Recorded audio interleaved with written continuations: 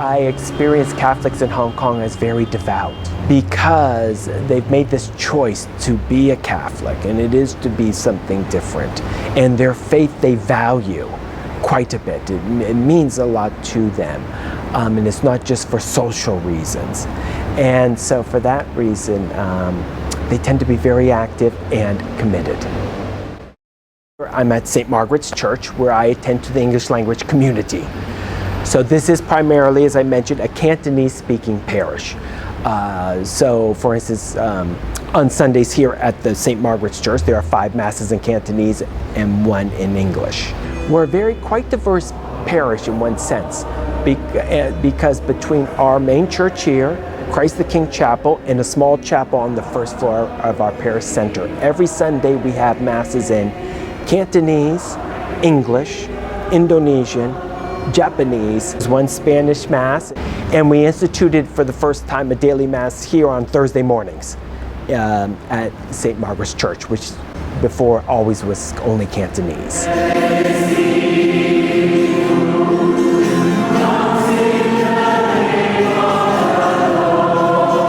I am absolutely impressed by how many adults have become Catholics here in Hong Kong.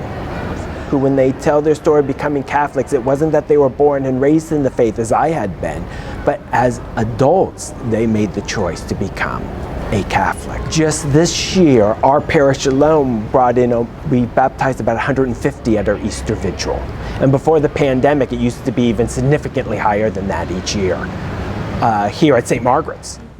There are many devout and dedicated people. The church is growing in Hong Kong in that sense. It certainly has a presence bigger than its numbers. I would guess about 5% of Hong Kongers are Catholic. And yet I've not been in a city that has more Catholic schools than Hong Kong. And some, not all, did not necessarily become a Catholic while they were at the school, but as adults, later in life, when they're reflecting on themselves and families and meaning, and at what time can be sometimes seen as uncertain times, it has led them to something deeper and into becoming part of the church. Let us pray to the Lord.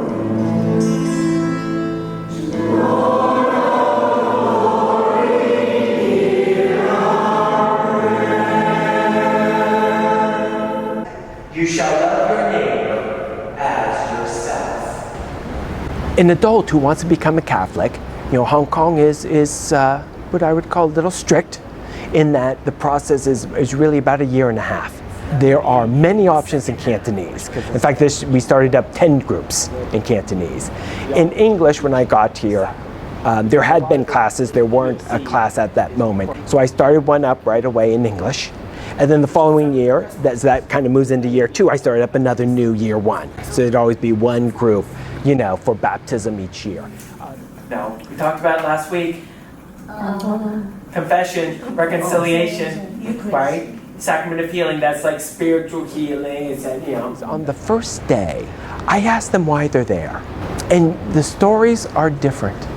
And that in itself, I thought was quite an eye-opener for me. For some, is that they have a spouse who is a Catholic, and they weren't, but their spouse was, and they decided they wanted to become a Catholic.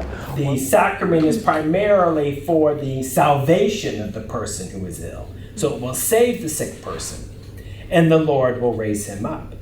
And I'm honest, sometimes they ask questions, and I'll be frank, you just don't have the answer for, because they can be very deep questions. And sometimes it's good to say that, or just to offer an opinion, but not to pretend that I have all the answers.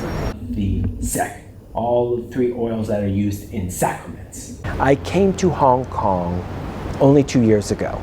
So I came long after the transition back from the British to China, and even after the pandemic. When I got here, there were still some restrictions in place, but after about 5 months or so, all of them were eventually lifted. So I don't carry anything from before. I accept Hong Kong as it is today, here and now. And in many ways, I find that a blessing, because I'm not comparing it with any other version of Hong Kong. And so I find a very vibrant city. I find a very international city. I find a place where a lot of people have hope, positive sense towards the future. A lot of families, young families with children who, are raising them here, very concerned for the well-being of their children. I went hiking about 2 weeks ago through this one trail where I hadn't been, near a water reservoir, and there are wild monkeys right in the middle of Hong Kong, right there out in the trees. It really was, in a way, a little bit magical to be in such a big city.